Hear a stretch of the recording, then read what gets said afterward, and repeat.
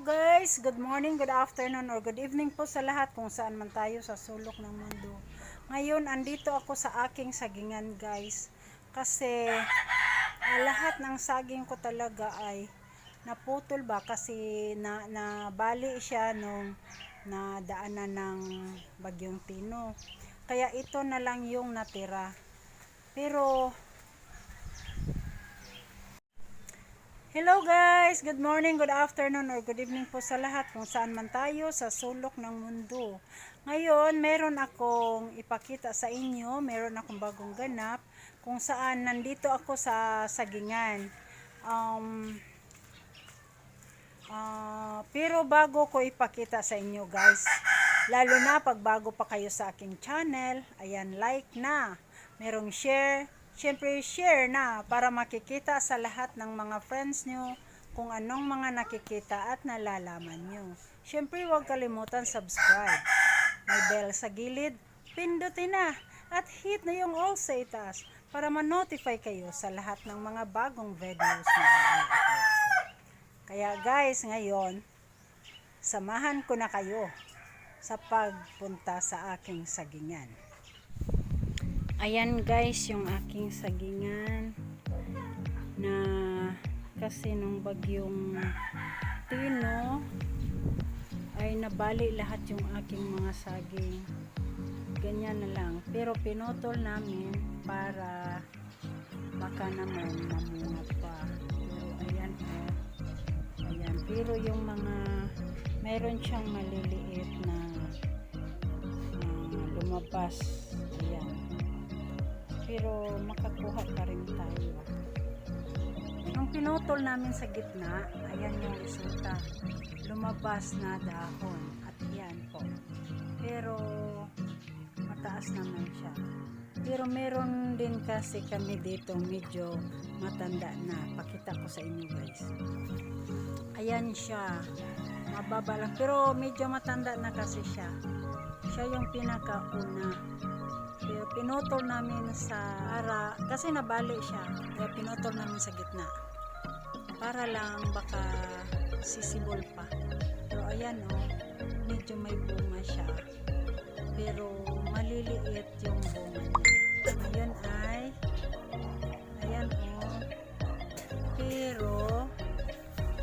pero ayan, may lumabas naman na yung maliit. Ngayon lumaki na. Kaya ayun. Siguro malaki na ang bunga nito kasi medyo mahaba na siya. Medyo tumaas din siya ng konti. Kaya palakihin na lang natin para magkaroon tayo na malalaking bunga. Kailangan lang talaga nating alagaan.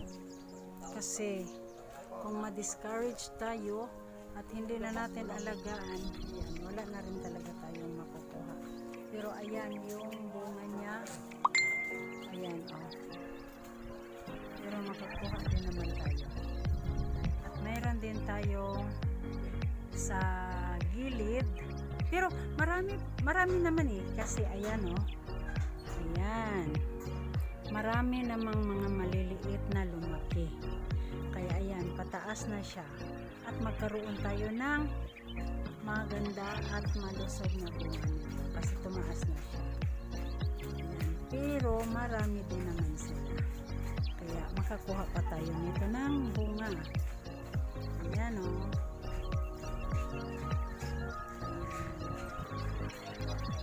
super. Tapos dito sa gilid ay meron din ditong tundan. Ayan. Pero ito siya, ang variety nito is dalili. Para lang siyang saba. Pero malalaki. Dahil nga sa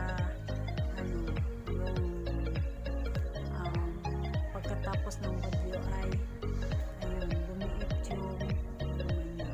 Pero meron na naman tayo lumabas na mga maliliit at lumaki na. Dito na lang tayo na makakuha tayo ng malalaki. At dito din naman sa gilid niya, ayan, may sili pa. May sili pa tapos hinog na ang sili. Ayan o diba? kung magsipag lang tayo, talagang may makukuha tayo. 'Di ba? Tapos ayan, sa gilid niya ay merong tundan. Ayan, pero dahil nabagyuhan siya, kaya ayun, nagiging stout, nagiging medyo pabali na siya, pero yan, ano lang namin, yan, tinalian namin at itinali sa bahay ko para lang talaga masave ang bunga niya, kasi namunga pa siya. Ayan yung tundan, may 2 bunga pa ng tundan, pero save na siya kasi malaki na talaga, kaya malapit na natin itong kunin at may makakain na rin tayo ng tundan. Ngunit may possible naman, may possible na maliliit, ayan, pero makakuha pa rin tayo ng tundan nito. Napakalaki ang bunga nito dati, pero ngayon ayan, kahit na tira na lang siya ng pino, ayan, may makukuha pa rin tayo na magaganda. Maganda ito para sa mga bata. Napakaganda talaga ito. Yan. Kaya kung magsipag lang tayo, talagang may makukuha tayo. Kailangan lang magsipag talaga. Ang ginawa ko lang dito dahil ayan na, paubos na ang ating saging. Ayun, ayan, tinalian ko na lang siya. Ayan, 2 ang bunga ng ating tundan, pero i-harvest ko na yan mamaya para ma-save natin, kasi baka mamaya ay matumba pa yan. Kahit na ganyan lang sila ay malalaki naman ang bahay. Pero tinali ko sa bahay namin. Pag natumba pa, lagot din ang bahay namin. Okay, diba guys? Pero hayaan na lang natin. Ito mas maganda sana itong dalawa. Kasi napakalaki yung mga bunga niya. Kaso lang, nabalot talaga. Pero may possible naman siya. Ayan, sumisibol naman siya. Kaya madali na rin lang natin i-save lang naman po. Ayan, save na yan kasi na itali na natin sa bahay. Pero kung may bagyo, lagat ang bahay ko. Pero tatanggalin din tong bahay namin. Mawawala to kasi nakatira lang kasi kami sa squatter area. Lupa ito ng government, pero sa DepEd nito, para sa DepEd nito ang bahay na to. Kaya wala na yung bahay na yan, at yung saging na yan ay hindi na wala, mga ilang araw na lang yun dyan. Kaya habang nandyan pa yan, kailangan pa natin makakabunga para makakain pa rin tayo na sandali lang naman yung i-harvest at makakain na naman tayo ng saging. Ayan na, medyo pumayat yung saging natin kasi tira na lang siya ng bagyong lino. Pero mabuti na lang at may tira pa rin tayo para makapagkain pa rin tayo ng saging.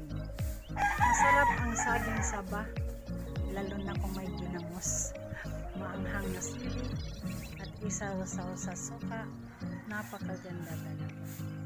Masarap yan, matamis na saging. Ayan, tapos ang ganda, kinis, makinis talaga. Ayan, kaya kung magsipag lang tayo at maghintay, talagang may makukuha tayo, kasi talaga naman na magkaroon siya ng bunga. Pero dapat lang maghintay lang tayo para sa tamang panahon, dahil kung may mga trahedya man na darating, wala na ma-discourage ka na. Dahil nawala na yun, nabali na yun, naputol na yung mga dahon.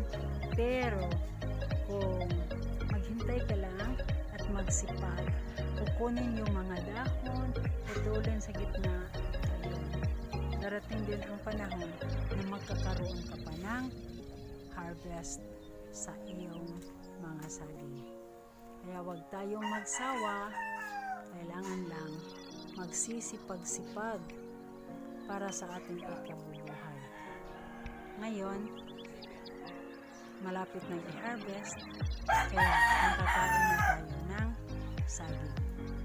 Sarap ito guys, kaya kung saan man tayo sa sulok ng mundo,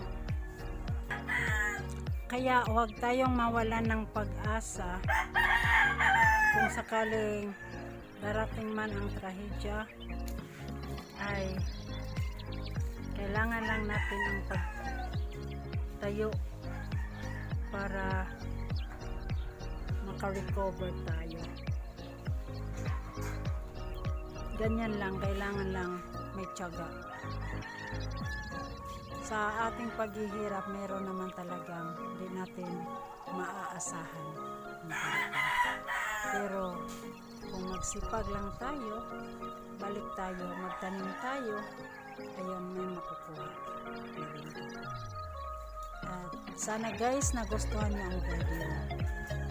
Ayan. At may lesson kayong nakukuha sa video ito. At sana wag nating ihadlang ang mga trahedya sa buhay natin. Kasi hindi talaga natin maaasahan na darating yung mga panahon. Sana may nakuha kayong aral sa video ito. At magsipag lang tayo para hindi tayo magugutom. Para kung darating man ang mga sakuna o mga trahedya sa buhay natin, hindi tayo apektado. Sana guys, nagustuhan nyo ang video. Ayan, lalo na pag baka nakalimutan nyo at bago pa kayo sa aking channel. Ayan, like na. Merong share. Siyempre share na. Para makikita sa lahat ng mga friends nyo kung anong mga nakikita at nalalaman nyo. Siyempre, huwag kalimutan, subscribe, may bell sa gilid, pindutin na at hit na yung all sa itaas para ma-notify kayo sa lahat ng mga bagong videos na i-upload. Guys, thank you for watching. See you next vlog. Bye!